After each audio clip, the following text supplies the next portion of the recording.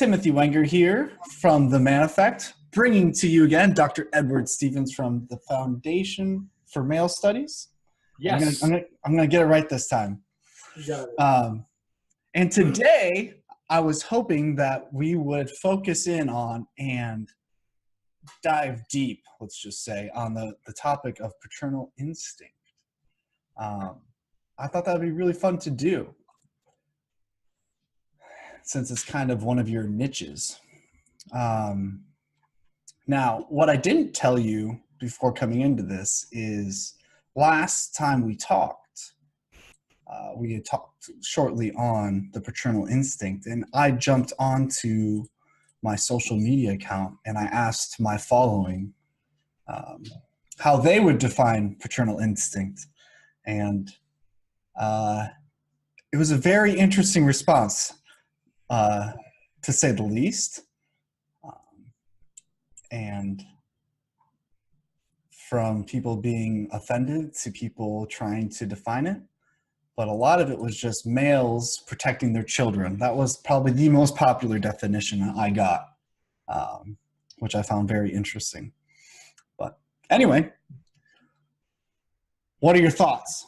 Let's dive in. I want to hear everything. And have my coffee at the same time. So, Tim, I noticed in our first interview that sometimes when you ask me a question, I put my head down and I look down. Well, actually, what I'm doing is I'm reflecting. Yeah, you're thinking, yeah. So this is a very, very special question. The paternal instinct. Have you ever heard of that before? Not before meeting you, no, sir. What about maternal instinct? Absolutely, 1,000 times. How would you define a maternal instinct? Nurturing mother role, I guess. What else? How long does a maternal instinct last? Oh my gosh. You're not supposed to be interviewing me. I'm interviewing you. No, I'm just kidding. That's a really good question. I don't know. I was thinking about all kind of a variety of those questions and yeah, how long does it last? I have no idea. How do you quantify it too? Is it how about a lifetime? A lifetime. The whole lifetime? You really think so? Sure. Really? You talk to an 80-year-old mother and she'll still talk about her children. And she'll still want the best for them and be protective of them. And Now, I want to take a little credit here to start because I coined the term paternal instinct. Okay. Here I am sitting around wondering what's driving me and the other men that I'm working with. And I thought, well, this really comes from deep down inside of me. It's something that I'm not only drawn to, but I'm driven by. Mm-hmm. And well, what is this? Well, for years and years, decades even, I might say, I wanted to be married and have a family. I wanted to have children. Yeah. And when my first child was born, I was reading a book called Maternal Infant Bonding by Klaus and Kennel. Very interesting book. Now, we're going back to 1978. Mm-hmm. And in it, Klaus and Kennel described a phenomenon that takes place at the birth of the child when the mother gazes into the eyes of the child. Mm-hmm. And the child gazes into the eyes of the mother, and the bonding takes place that is, it's just profound, it's irrevocable. It connects them in ways that, it goes beyond any type of intellectual appreciation of the situation. Yeah. A mother and an infant. Well,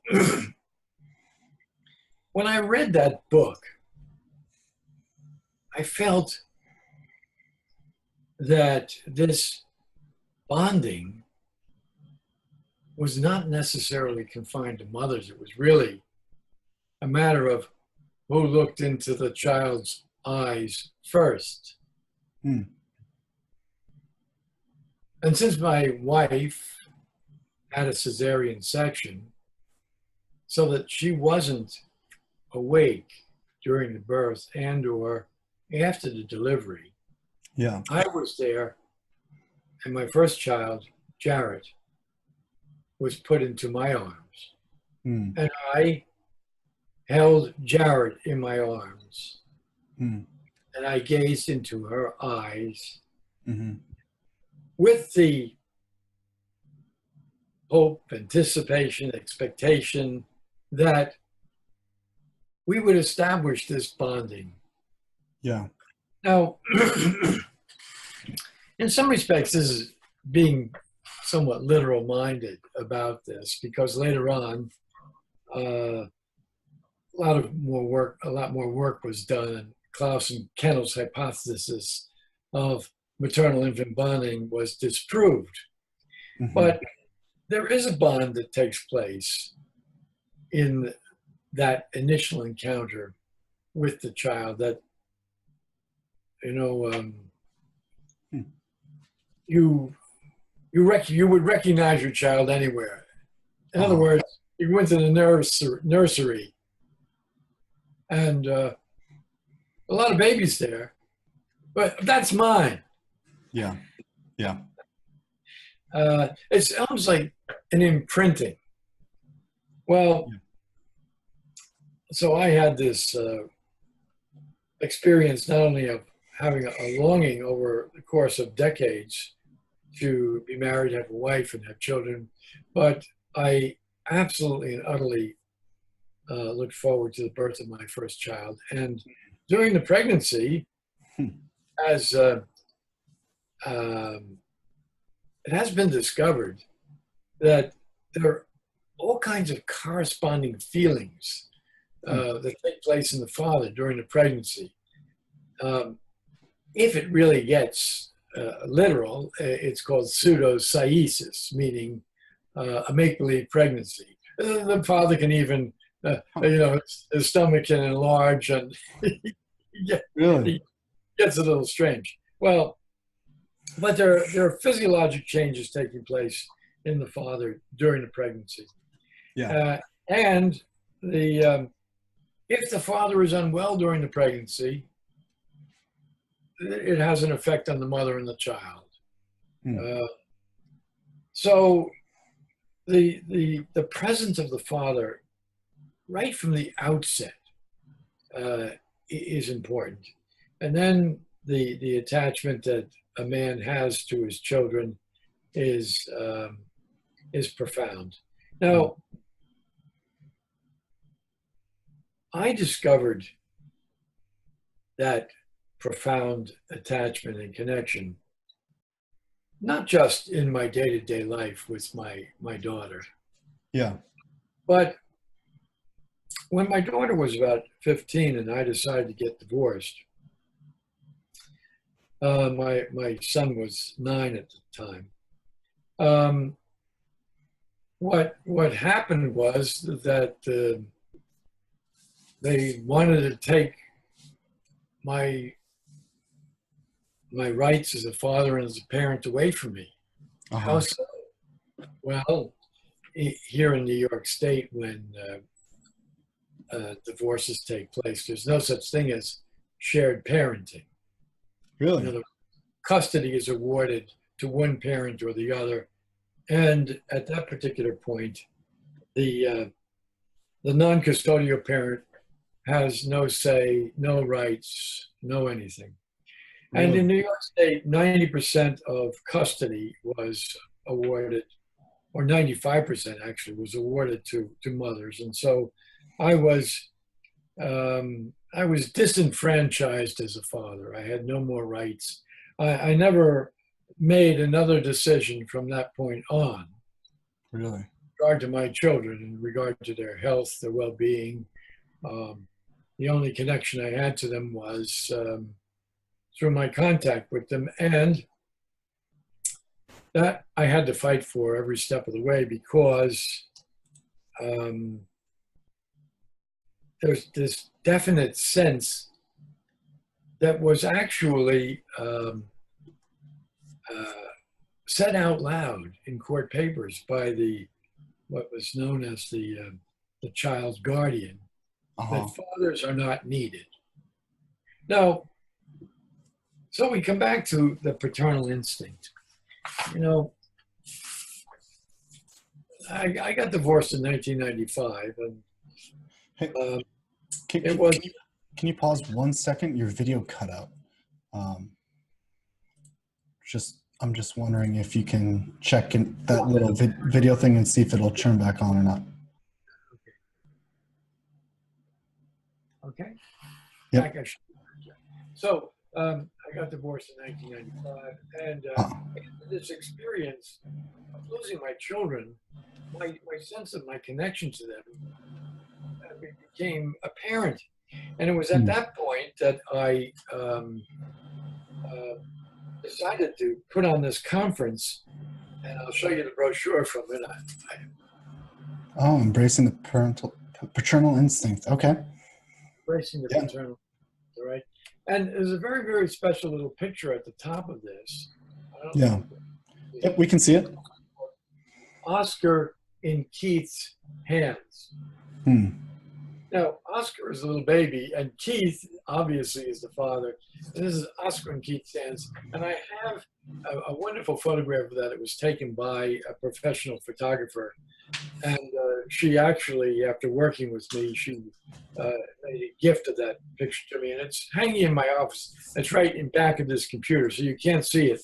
But you can see Oscar in Keith's hands. Yeah. And it's a metaphor, because it says that it's the man holding the baby in just as intimate and secure an attachment as that of the mother. And, in that conference, and I went back and I looked at the ad that I put in there's a little paper called the Academy Forum. Yeah. It's the Journal of the American Academy of Psychoanalysis. And that was in the summer of 2000. So that's 18 years ago. And I put this ad in, and it was called a call for papers. And I said here, the paternal instinct, like the maternal instinct, is a metaphor for the spectrum of male behaviors and attitudes toward family and children throughout the male life cycle. Yeah. And then I talked about topics. I said, father-child bonding, paternal nurturing at all ages and stages of child development with both sexes of children, the paternal grief syndrome at the loss of children and family in divorce. I was suffering from the paternal grief syndrome. Again, something else that I coined, because at the time there were no words to describe my experiences or the experiences of the rest of men in similar situations. Then I had another segment of this was paternal roles in fragile families. Fragile families are families that are just kind of limping along, or maybe in a process of coming apart in divorce.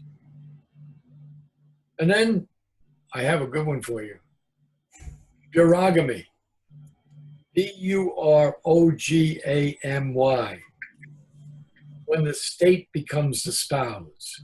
In other words, in divorce, the father is disenfranchised and the state takes over as the provider and protector. The Oh, state interesting. mandates that the father do what the father would do naturally and joyfully. Uh-huh. Interesting. And then the last little item I had here, social legislation affecting the paternal instinct in a Uh-huh. world with changing economic imperatives and equality of the sexes. So you see, the whole concept of the paternal instinct is something that it doesn't just relate to fathers and infants or fathers and children. It relates to fathers, mothers, and children throughout the man's entire life cycle. Mm-hmm.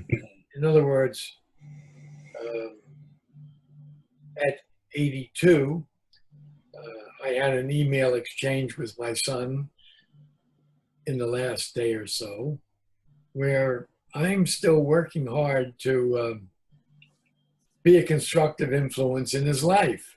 Uh-huh. And I'm still working hard to really keep my stuff together in the face of some difficulties that he is presenting to me. In other words, being a father is a challenge at all ages. But so I don't know, since you don't have any children yourself that you know of, but that doesn't make you, so to speak, someone who doesn't know anything about this, because you had a father. Yep. You have a father. I hope your father is active in your life. Mm-hmm. What was the relationship you had to your father? Mm-hmm. What happens if you don't have a relationship to your father? What happens to girls and boys who grow up in single-parent families headed by women, which is something like 80% of the families after divorce now? Yeah. What happens in situations where, in 50% of the cases, children are growing up without one of their biological parents, and the one that they're growing up without is the father? Well, if the father is integral to the well-being of the children, not simply because he's father, but because there's an intimate psychobiologic connection to the children. The absence of the father is extraordinarily impactful. As a matter of fact, a little study came across my desk. It was an article in the New York Times about powerful women have been backed by and supported by powerful fathers. In other words, the father's role in a girl's life, if she's going to be successful, powerful, is very important, just as we understand it to be the same in a boy's life. Yeah. We also know that when we look at studies in terms of criminality, and we go to our jails, what do we see? We see our jails are populated with men who didn't have their father in their lives. So, we talk about, well, children can't survive without parents. And we would immediately think if the mother is lost, the child is lost. my sense is that we should think equally that if the father is lost, the child is as lost as if the mother was lost. Mm-hmm. Because the loss of the father, it could be through death, disease, divorce, social deconstruction, Yeah. profound effect on the well-being of the children. One of the participants in that conference was a lovely man, Kyle Pruitt. Okay. Now, I don't know if I put this book up on the Male Studies site, Father Need by Kyle Pruitt. Kyle Pruitt was the director of the Yale Child Center in New Haven.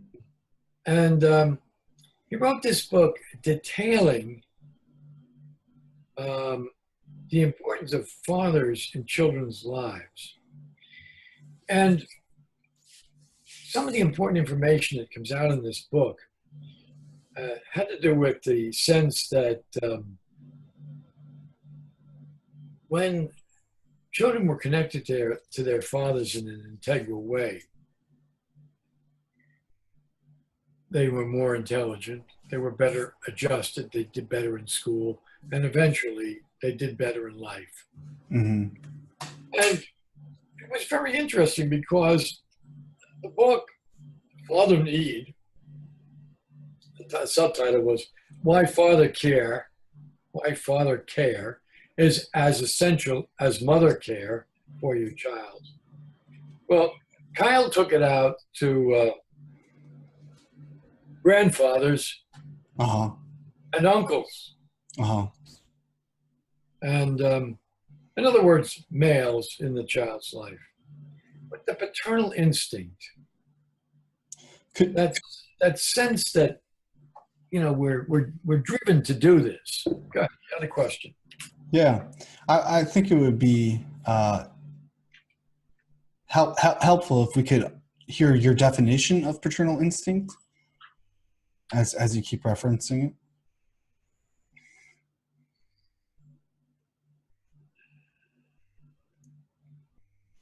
Because it's a pretty loaded statement.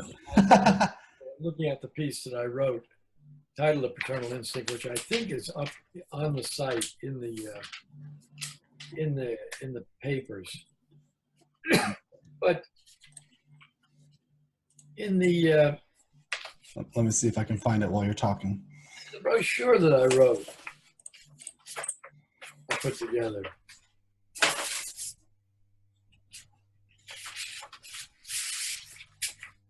I said, do men have a paternal instinct? It is an instinctive part of a man's nature to want a wife, children, and a home.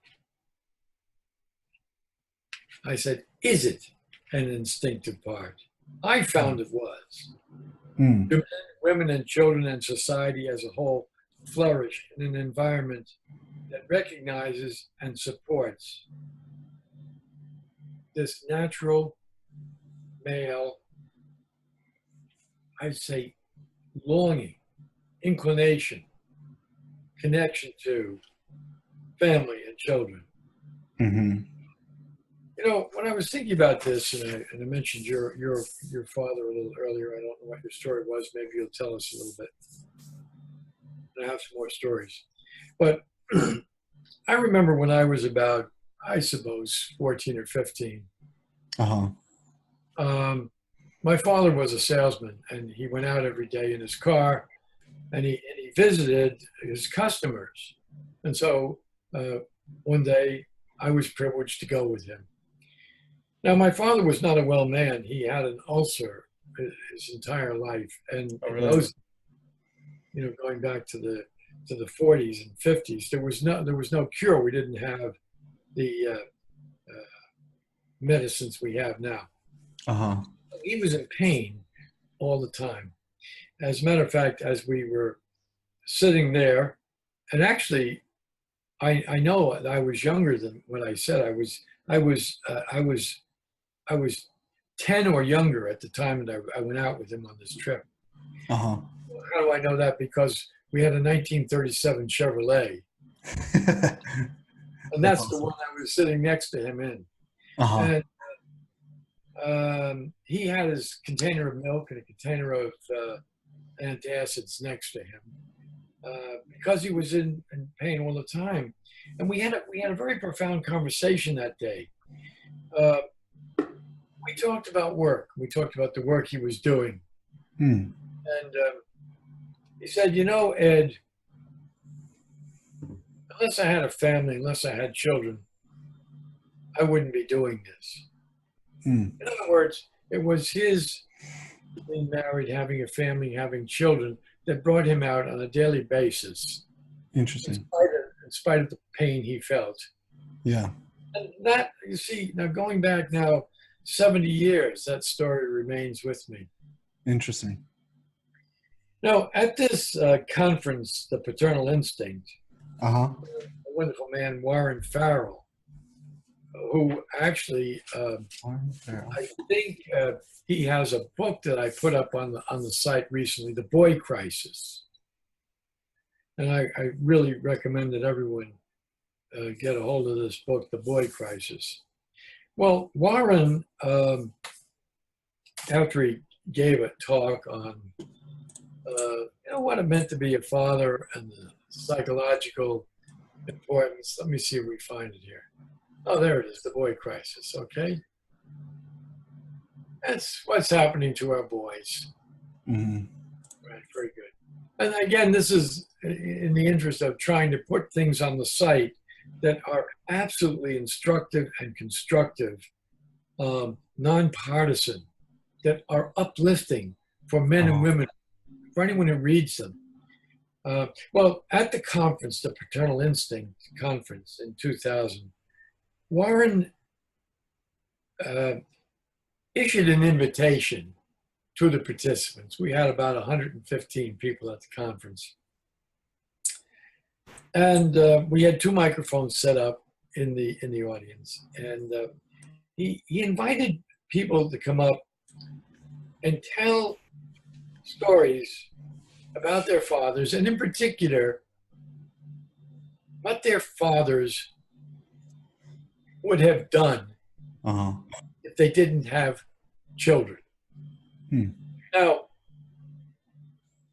it was amazing to see the audience come alive. And we had 2 lines, and maybe with a conference of 115 people, we had 2 lines of 15 or 20 people in back of every microphone waiting to say what their fathers would have done if they didn't have children, if they weren't fathers, if they weren't suffering from the paternal instinct. Yeah. And Interesting. many of them said, oh, my father always wanted to be a painter. And my father always wanted to be an outdoor person. Or my father always wanted to spend more time developing his skills at writing or sports. But what became clear in case after case was that the men chose family, they chose children, and they chose it to the exclusion of their own interests. Interesting.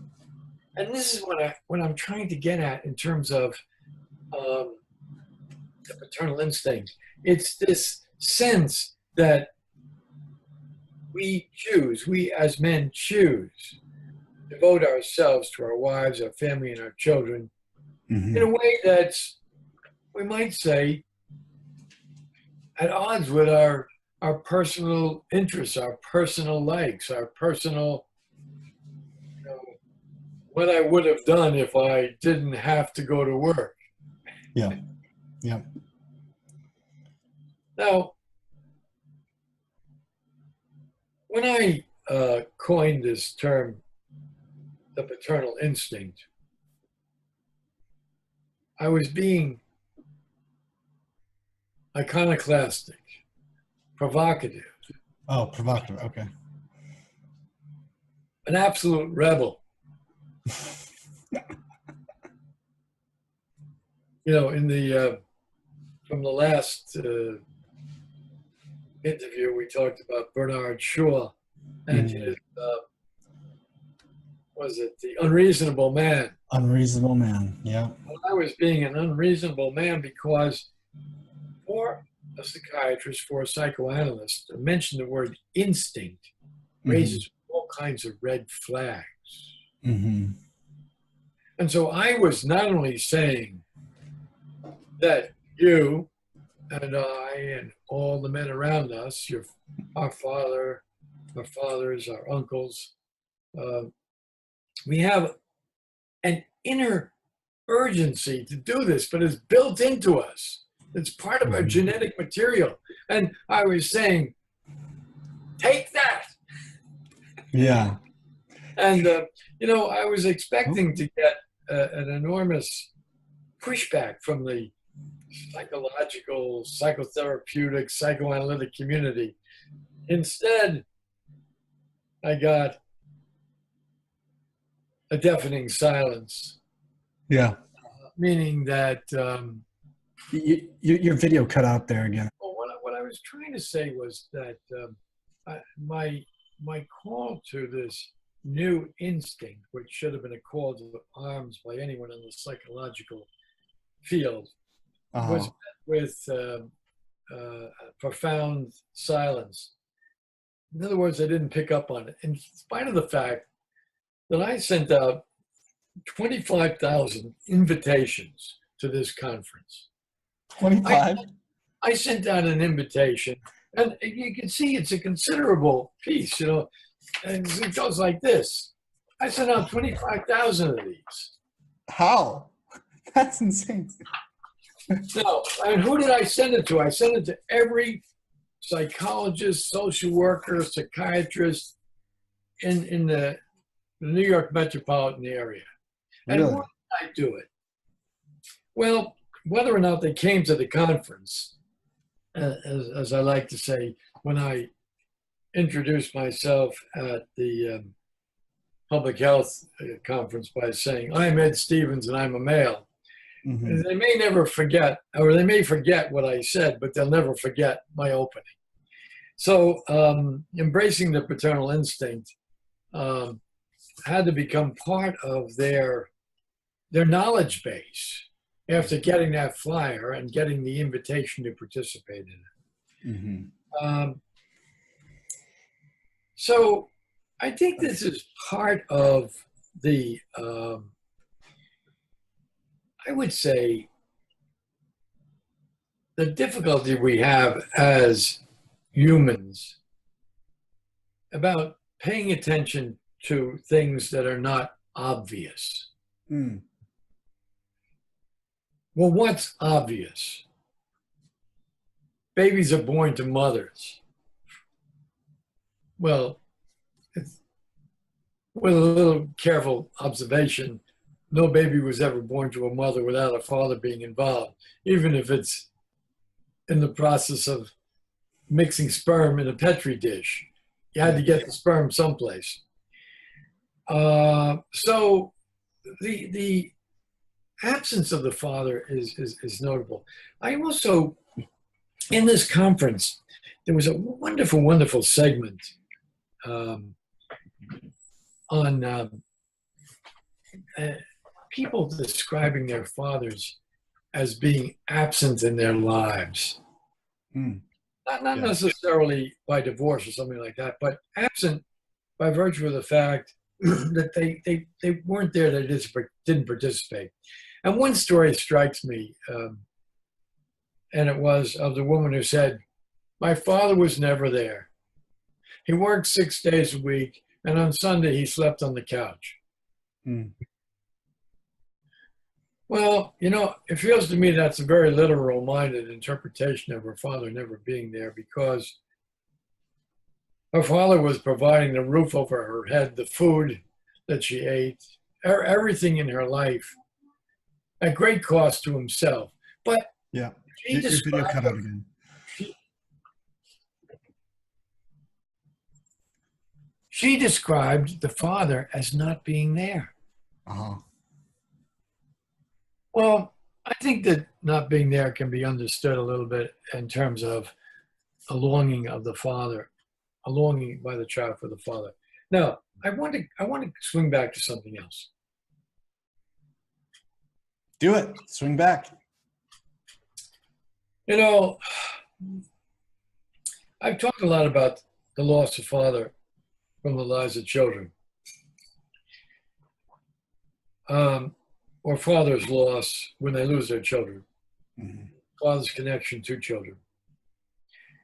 But I don't think there is enough appreciation of the assault on the child's well-being that takes place when the father is driven out of the home or is absent. I mean, conversely, I said, we see that children flourish when they have fathers and men in their lives.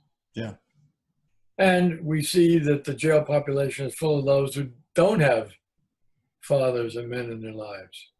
So, in other words, the idea of recognizing the paternal instinct, recognizing the input of the father into the child's life, is absolutely and utterly as important and on an equal footing as recognizing the importance of the mother in the child's life.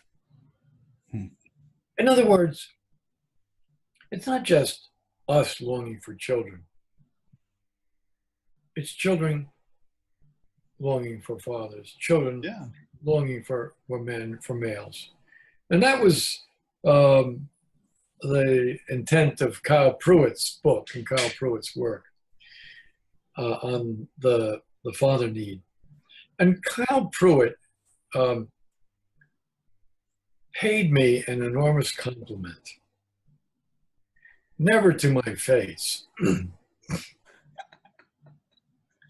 because, you know, I think like my father worked away, and no one really knew the trouble he had. Well, no one has known in a way, the work that has gone into developing this exquisite sense of myself as a man, as a male, as a father, the paternal instinct. Well, the compliment that Kyle paid to me was that some years later, the head of the Yale Child Studies Center put on his own conference entitled The Paternal Instinct. Really? He never said a word to me.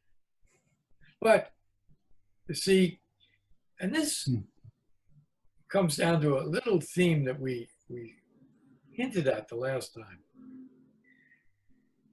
I think it's wonderful, and I don't need the recognition. What I find important is that he did it, and that he carried on, and that he really tried to take it further. Now, this brings me back to the paternal instinct, not just in relation to children, to wives, to family, but to society. Okay.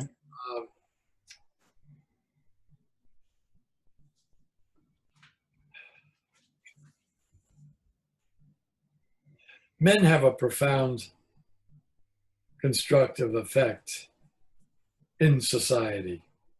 As a matter of fact, by and large, they've constructed society. Now, they're getting a lot of brickbats these days, being referred to as patriarchs.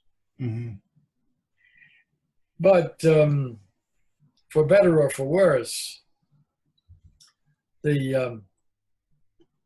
this women's movement and the equality of women has come into its own with the support, I would say, under the wings of the paternal instincts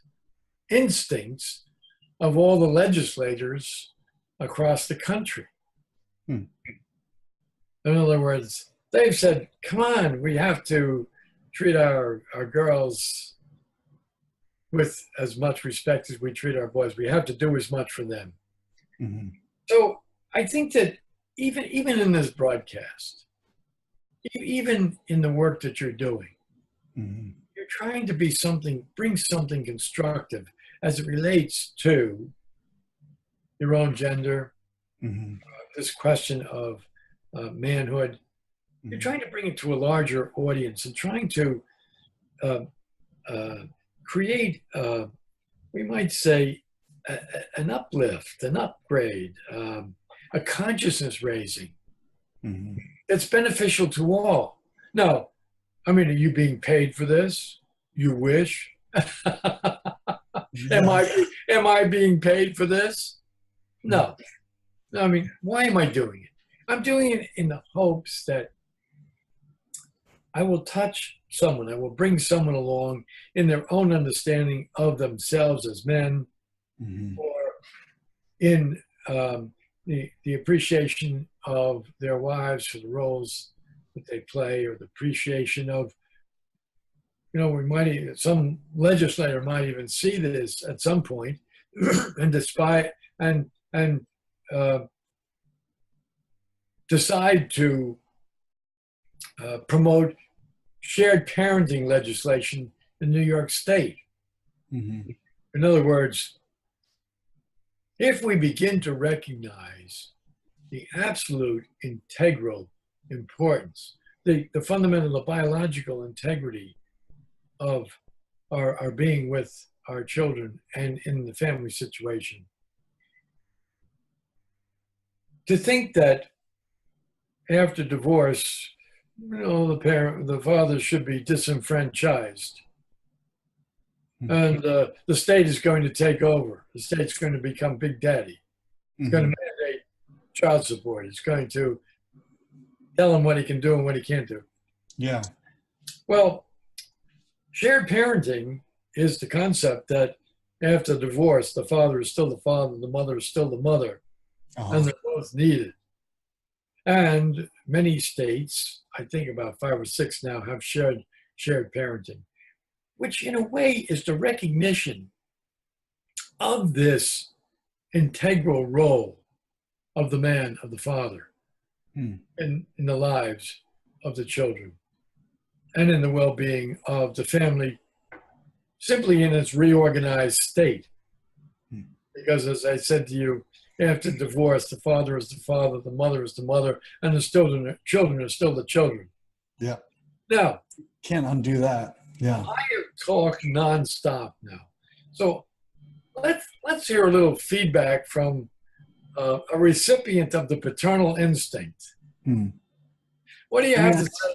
What do you have to say for yourself as a child, as a young man, as an aspiring husband, an aspiring father? I mean, it's obviously a pretty vast topic, but it's something I was never able to quantify it in your 2 words that you chose, paternal instinct. But in my quest of asking people, something I've continually interviewed people with is, when was the moment in life you felt most masculine? And very often, a very common response I've gotten is when their child was born. And I found that really interesting. And in my mind, that's what keeps coming up, is like, maybe that's the moment when their paternal instinct really kicked in. And that's what made them feel most masculine. I'm just curious if every man has paternal instinct, because instinct insinuates that it's nature. I don't know. I'm curious. I still want to hear a good quantifiable definition from you, though. Like maybe just like a 1 or 2 statement of your definition of paternal instinct. Well, if you shut the thing down for a minute and let me search my article, because I think I put it here. All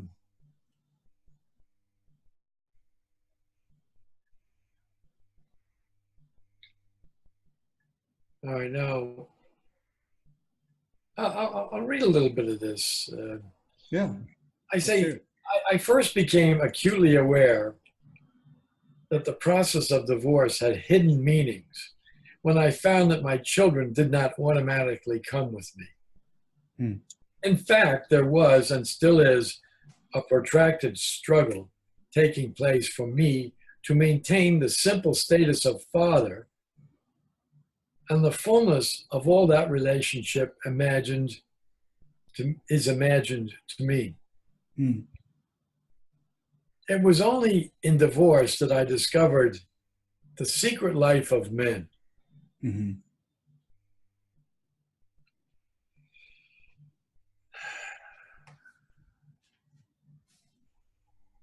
Hmm.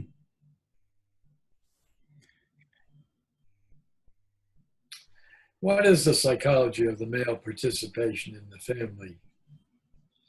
Well, in the modern psychological literature, the psychology of male participation in the family Uh-huh. is non-existent. Hmm. I don't even talk about it. As a matter of fact, one of the things that I've had great difficulty swallowing in my professional journals, for instance, this one, the American Academy of Psychoanalysis, there Uh-huh. are often articles written about families, about children, about whatever. And just as in the studies I cited the other day regarding sociology, they Uh-huh. don't mention men. They don't mention the psychological needs of men. They don't mention the psychological connections. Hmm. Something about um, how maleness is invisible. You know, one of the things that I I find um, interesting and profound. I'm sitting in a room. You're sitting in a room. Mm-hmm. No, you're sitting in a house.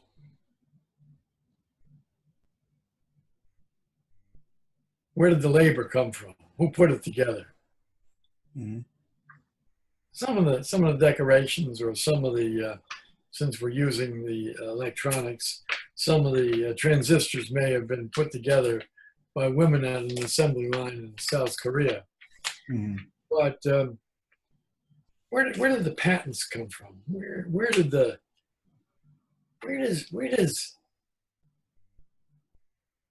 does our world come from? The world that we live in. Mm-hmm. It's by and large from the labor of man.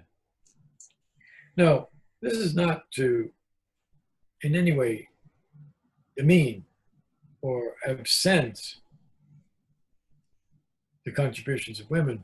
But Mm-hmm. what happens is our our labors are absented. Our labors are not noticed. Um, Hmm.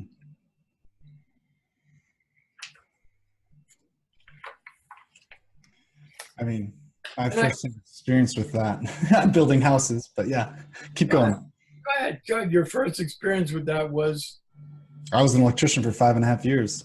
And the second your work is done, they cover it up with the wall. No one cares how good of quality work you do or whatever. They just want work, and then they're going to forget about you right away. how many female electricians did you have? I met, I never hired one, but I've met some, but it was very, very, very So in small. other words, the electrical work in probably 90% of homes is done by men.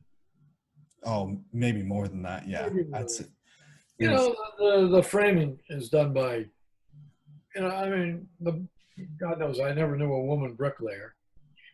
But yeah. again, this is not to say that Yeah. I we don't think I ever knew. value one form of work over another, but to absent value for work, to take it as for granted. See, that's what I'm trying to say about the paternal instinct. Our roles in the lives of our children are taken for granted.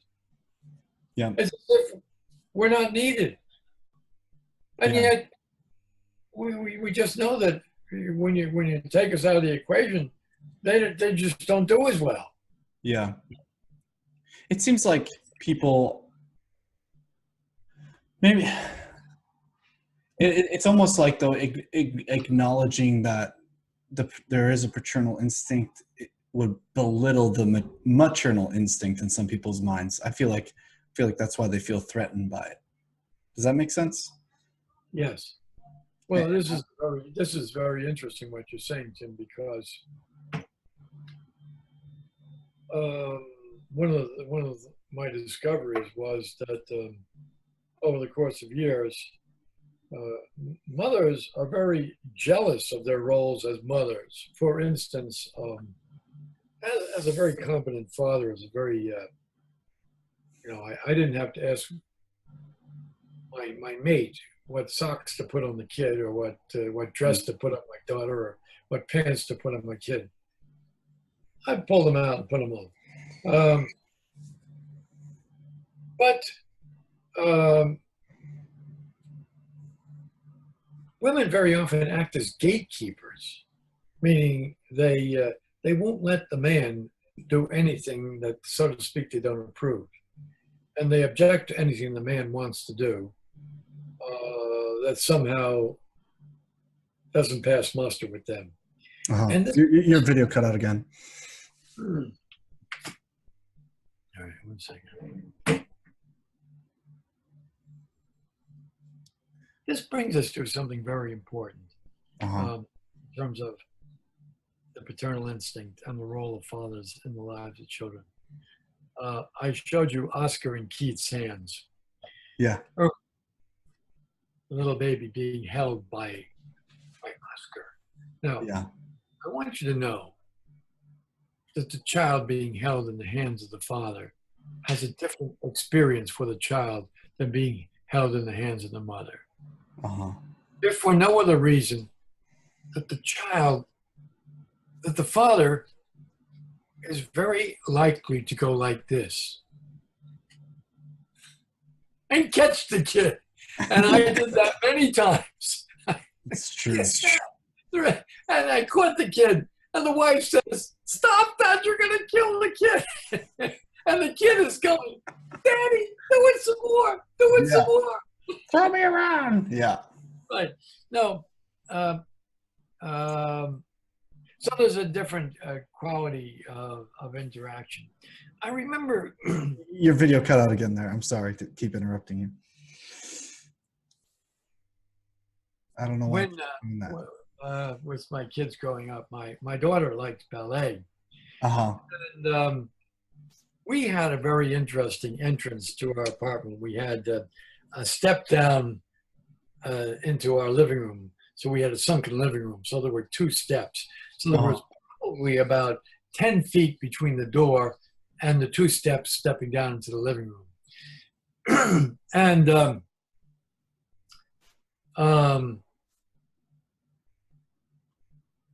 I forget how we did it, but I would often have the child, my little daughter, come, and she'd, as with the ballet dancers, she'd come and she'd leap into my arms. Yeah, I love that. So this is one of the endearing memories I have. Also, I can remember as a psychiatrist, I had many. Your video cut out again. Oh, here you are. As a psychiatrist, I had many difficult cases over the years. I bet. Oh, dear Lord. I remember one situation I had where the woman was frankly psychotic, and I don't quite know how my daughter was in the presence of this, but maybe it was because I had my daughter and the patient showed up or something. But I tried to use everything that came across my path with my children as instructive. Rather than protecting my children from experiences, I tried to incorporate experiences. Now, this again is part of the male experience, at least my male experience. One of the incidents that happened with my daughter was on Doggy Hill in Central Park when I was teaching sleigh riding. I would put her on the sled, and then I would get on the back of the sled, and I would get down the hill with her. And at some point, she begged me, "Oh, Daddy, let me go down by myself." So I let her go down by herself. And it was as if there was some kind of spook directing the sled, because the sled went down the hill. I don't know why my video. The sled went down the hill as if it were directed by some diabolical force, and actually went right into a lamppost. Oh, God. She had a knitted cap on, but I got to tell you that this father picked up the kid, and I don't know, I guess I pulled her on the sled a couple of blocks over to the emergency room over at Lenox Hill Hospital. Fortunately, she was all right. She spent the night in the hospital. Well, I caught many That's funny. strange glances, for, so to speak, endangering the lives of my children. But the truth of the matter was, I was emboldening my children. Mm-hmm. Today, my daughter is a lawyer.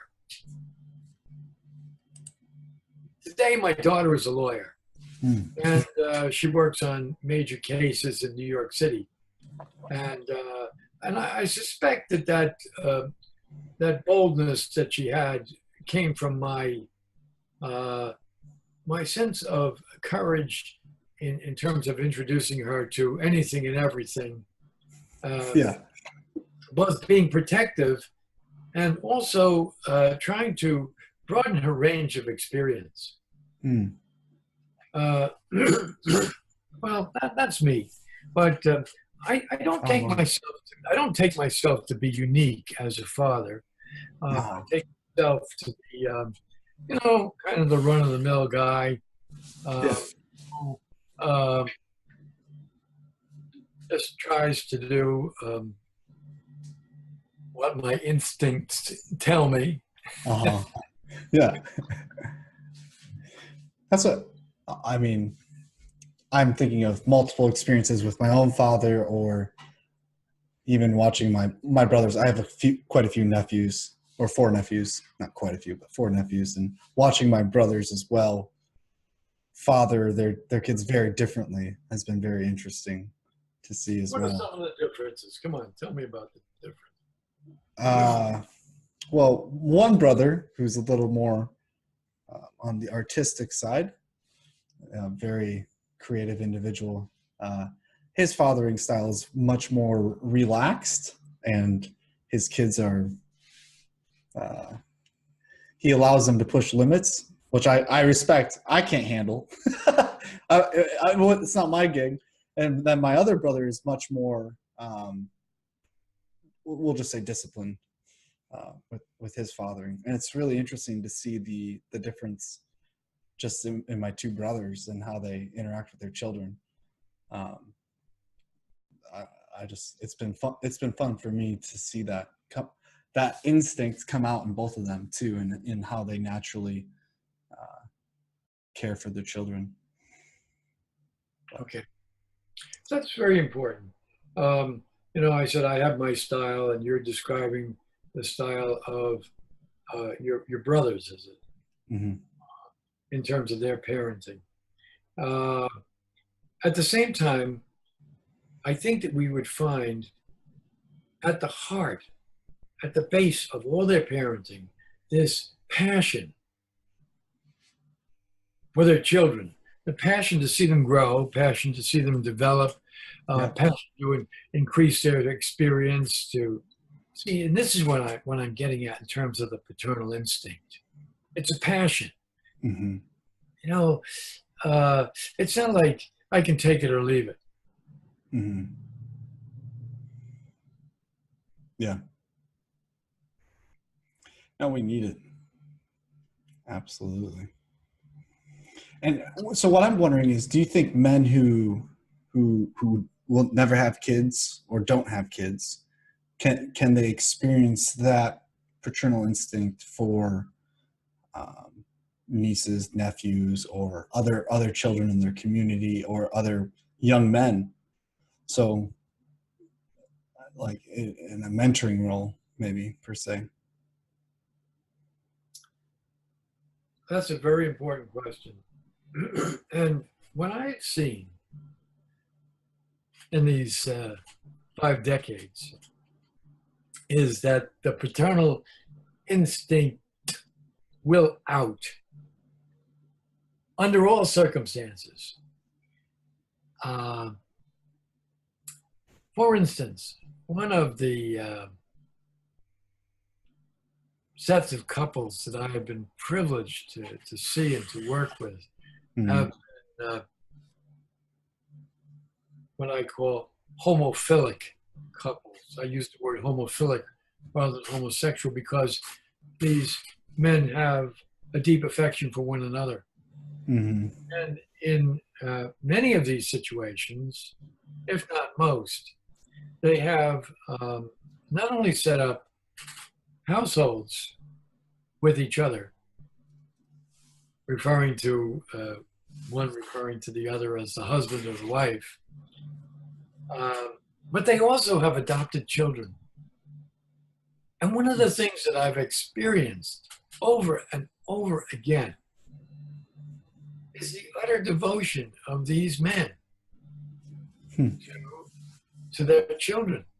I've had men adopt in these situations. Men both adopt little boys and little girls, and their responses to taking care of them are identical to heterosexual responses. So, in other words, to me, this is a very profound situation. I find that with the women who form same-sex couples, they also want children, and they also, very interesting, designate one as the husband and one as the wife. So in across the board, whether we're men and women in heterosexual relationships or homophilic relationships, we, I'd say by and large, work very hard to establish a family sense, and we long for children.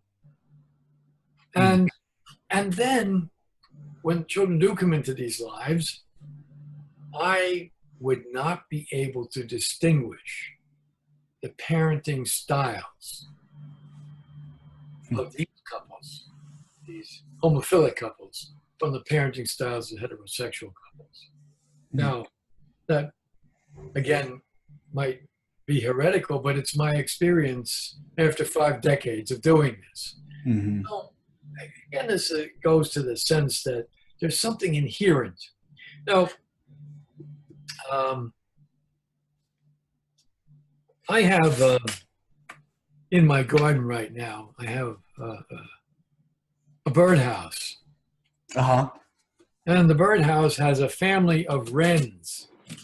And every time I come around that birdhouse, the wren, I don't know whether it's the male wren or the female wren because you can't tell the difference, at least I can, goes into an absolute tizzy. And what is it doing? It's drawing my attention to itself. And then after it draws my attention to itself, it flies away from the nest. In other words, it's protecting the young. It's trying to draw me, this strange force, away from the young. I wanted to, I think that that's, an example of a parenting instinct. But Mm. I want to go a little further. I was actually trying to find the word that describes parenting by both genders of the young. I couldn't find it. My vocabulary has slipped in this regard. Maybe one of your listeners will come up with it. Mm-hmm. But in some species, the men and the women, or the male and the female, take care of the young. They feed. For instance, I know the robins do that. The male robin and the female robin. They both go in together. They get their worms and they come back to the nest. Yeah. And so there are many species like this, and there are many species where the male impregnate the female, and then they never see them again and never have anything to do with them. But we, as humans, are one of those species where the male participates. Yeah. Now, in the book that I told you about, the other half of gender, that's on the website, there's a fascinating story about Aboriginal men. And it's a story that talks about caloric consumption and production. Now, caloric, calories, food production and consumption. Now, when it traces the young male, the young male initially is consuming food, the family resources. Now, as the young male in the Aboriginal society goes along, he learns to hunt. And in his first days, he produces a few little kills that he brings home. So he's beginning to shift the balance of caloric production and consumption. Well, what happens is that as he becomes older, as he gets into his late teens and 20s, he produces vastly more calories by way of bringing home food to his family than he consumes. And then as he gets older, this again shifts, and he becomes less effective as a hunter, less daring. Yeah. Well, so, also in the life cycle of men, we see that, right now you're struggling to produce. You're in that early phase of producing. You're consuming more calories than you're producing. Oh yeah, absolutely. Yeah. However, you're aspiring to get to that point where you produce more calories than you consume. And what are you going to do with it? You're not going to put it in the bank. No. You're going to invest it in your soulmate. You're going to invest it in a family. Well, I found that the life cycle of the Aboriginal man in terms of calorie production, consumption, I found it. That's really interesting. Yeah. Because it takes place at such, a basic level, because they don't have any laws. They don't have any, they don't even in a way have marriage. They have kind of mates. Yeah. But they have families, and they take care of their families. So everything is a very, on a very instinctive, automatic, and natural basis. Instinctive, automatic, and natural basis is what I'm getting to. Now, talking about instinctive, automatic, and natural. I don't know what you did last night, but you've been tired all during this interview. I've strung you along. I've kind of kept your interest up. But you need a night's sleep. This is this is my paternal instinct. Express myself towards you. I'm still jet lagged from being in the States and back over here in Serbia. So. Oh no, you cut out again. I'll get back. I'm still getting used to the time zone, though. It's true. So it's not you. It's me just adjusting. All right. Well, my paternal instinct says, Tim, come on. You got to take better care of yourself. Get some I more like sleep. it. You know, all right. But yeah, the automatic, instinctual, and was it innate was the other word that you used? Yes. Yeah, Yes. I like all three of those words. Those are An beautiful words. impulse. It's an impulse. I can't help Impulse. myself. Impulse. Yeah. That's what it's like. It makes me think of say you're just like a man on a walk at a park and you see a child hurt themselves who's away from any other adult supervision. I don't know very few men who wouldn't feel empathy or try to comfort or help that child, right? And why is that? Like what's in us telling us to assist this person, this little child who's not of your domain or responsibility, right? And that's what I'm thinking of as you're talking about all of this. It's like what is that provoking nature within us as men? I don't know. To provide and protect. Mm-hmm. That's, Yeah. I think, in some respects, the essence of the paternal instinct. It's an instinct to provide and protect, Mm. to nurture. Yeah. That makes me think of the all the people that responded to my question. A lot of it was either to provide or to protect those who they loved. It was very common.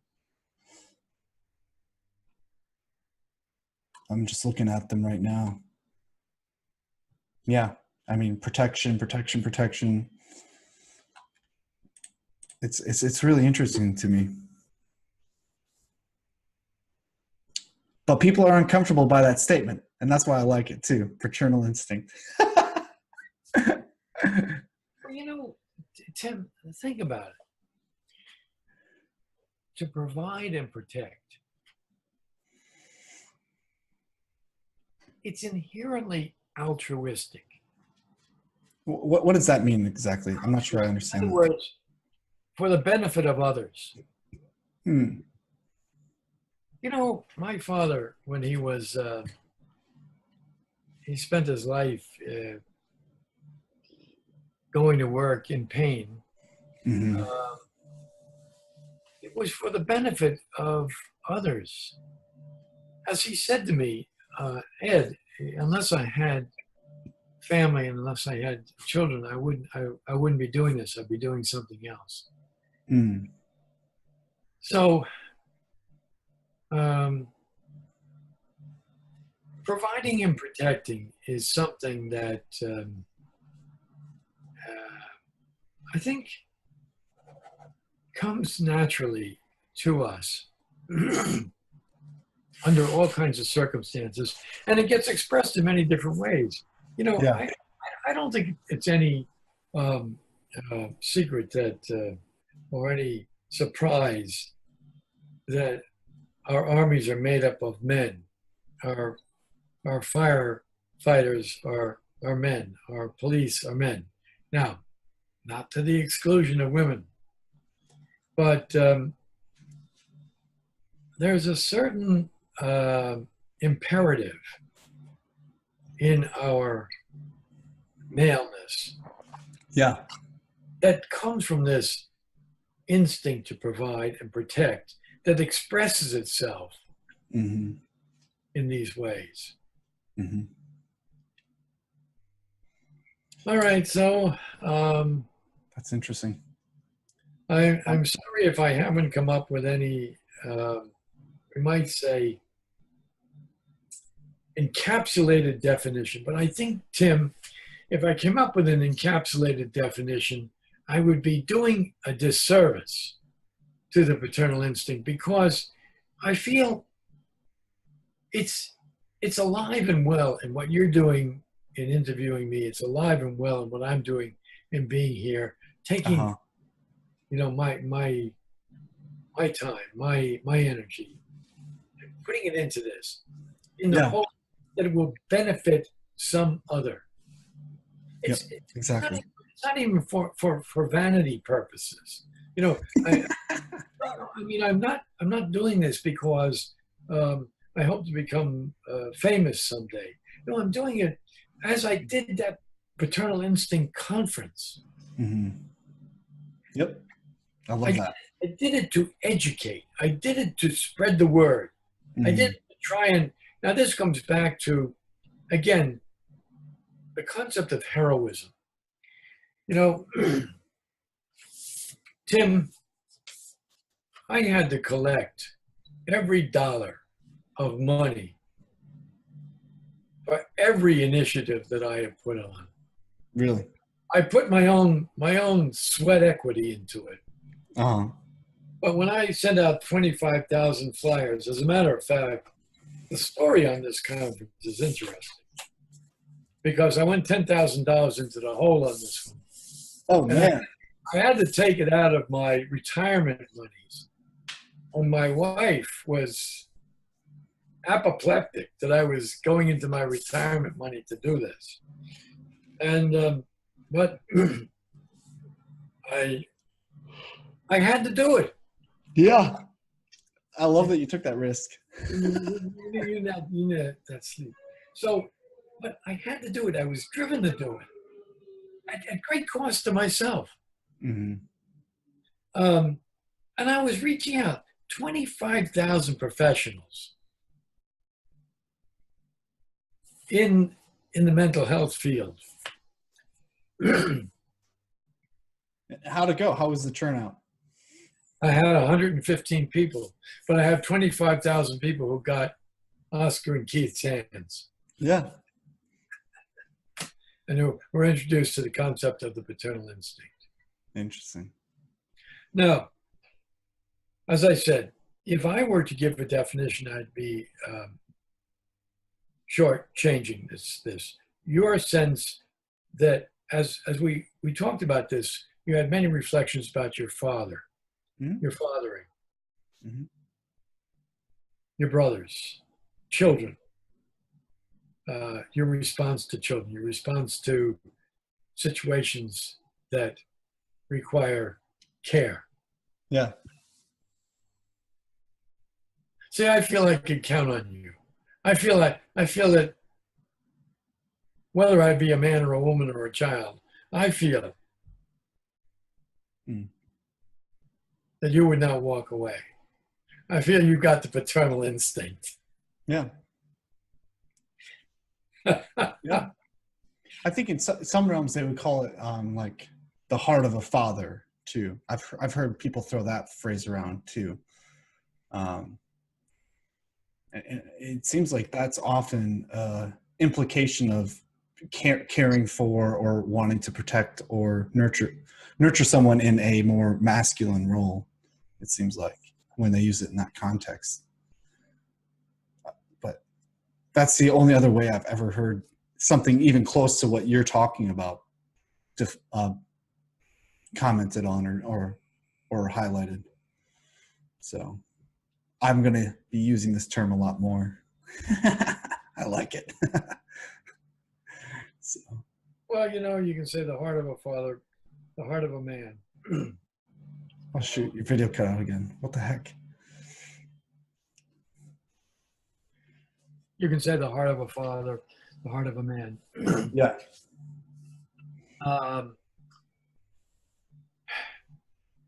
Without putting ourselves above anyone else, I feel that what's important is that the qualities, the strengths we bring to this, not be disappeared.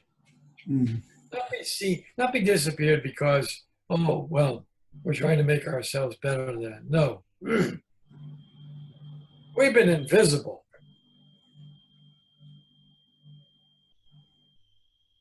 I've basically been trying to make our role as males, as men, visible. And visible in relation to the benefit that we bring to all around us. Mm. Yeah. I wonder if it ever will. It seems like some of the most important work is the work that people never recognize. Well, I'm going to tell you that um,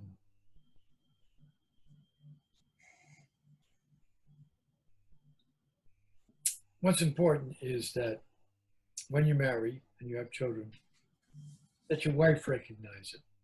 If your wife recognizes your importance and the importance of your place in children's lives, that will be what matters. One of the things I've learned again in these 5 decades is that the way a child sees the parent of the opposite sex, the way your children will be seen, the way you will be seen by your children Uh-huh. is through the eyes of your wife. The way that my wife is seen by my children is through my eyes. So Uh-huh. I value my wife and I value her contributions.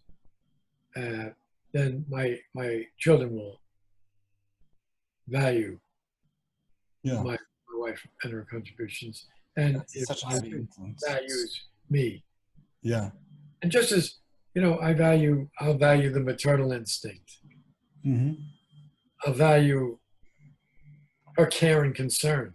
See, I would characterize the maternal instinct as filled with care and concern.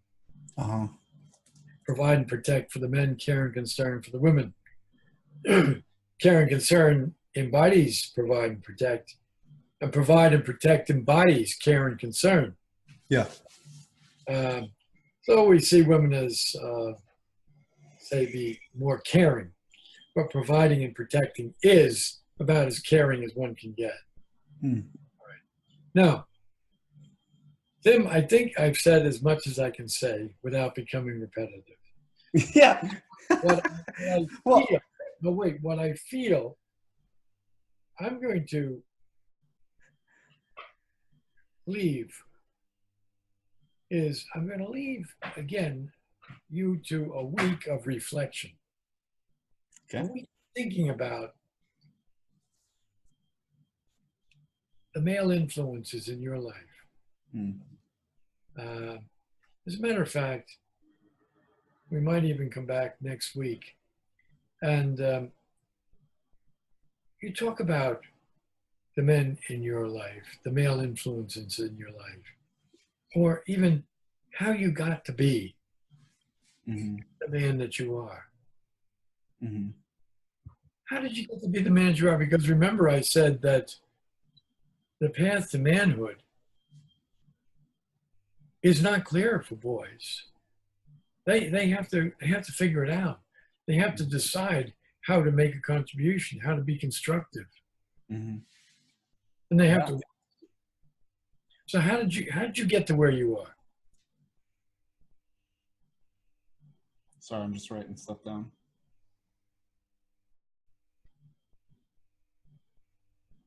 Or you could take that little question that Warren Farrell brought up at the conference on the paternal instinct, and he said to all the men and women in the audience, by the way, the men and the women, both males and females, men and women, got up to the microphone to say what their fathers would have done if they hadn't expended their lives and their energies on their children. Yeah, that's so. That had to be very interesting. I would have loved to have heard that.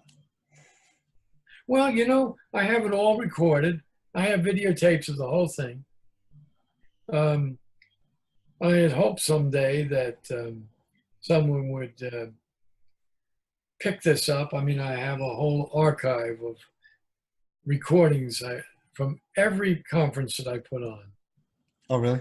Everyone that went up to that microphone is recorded, and I have all their stories. So at some point, if a history of this is ever written, it's all there. Perfect. Well, why don't we wrap it up here? And for everyone who's watching, I just want to remind you that if you like what you've been listening to, please subscribe. But Dr. Stevens, if you could Edward Stevens, sorry. If you could kind of just close it up with a conclusion or statement for everyone listening, I think that would be great. And then we'll continue this discussion in the future. To all who are listening, Mm-hmm.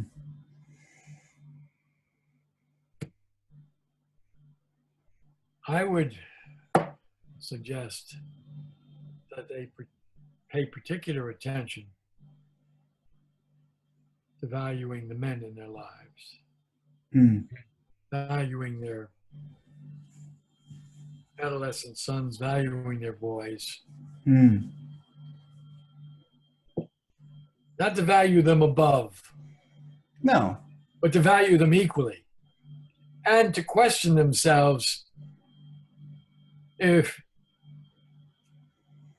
they experience themselves coming to the sense that we're more trouble than we're worth. Yeah. Yeah. I'd like everyone to question that, because as far as I'm concerned, our beneficial input far outweighs our imperfections. That seems like that's a whole nother string of thought that I would love to talk about, actually.